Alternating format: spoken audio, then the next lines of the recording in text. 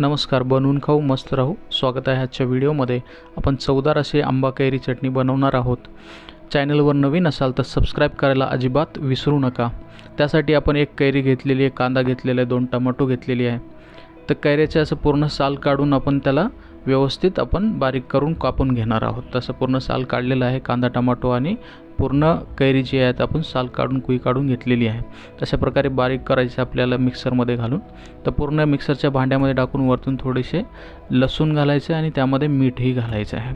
तशा प्रकारे आपण एकदम चवदार आणि चविष्ट आंबा कैरीची चटणी बनवणार आहोत, जे आपण भाजीसोबत खाऊ शकतो.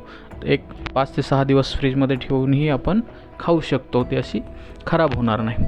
तर त्यामध्ये असे आपण पूर्ण पेस्ट करून घेतलेली आहे. आता आपल्याला फोडणी देण्यासाठी गॅस पेटवला आहे आणि गॅस पेटून आपण तेल टाकलेलं आहे.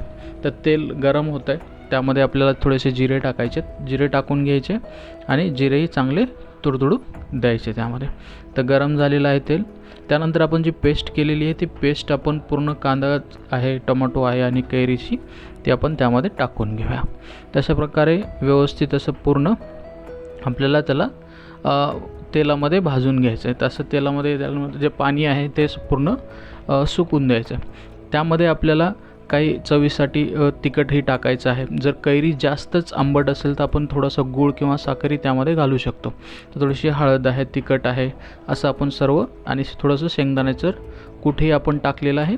तर थोडीशी साखर किंवा हळदही आपण त्यामध्ये घालू शकता आपल्या चवीनुसार, कारण की जास्त आंबट होऊ नये चटणी.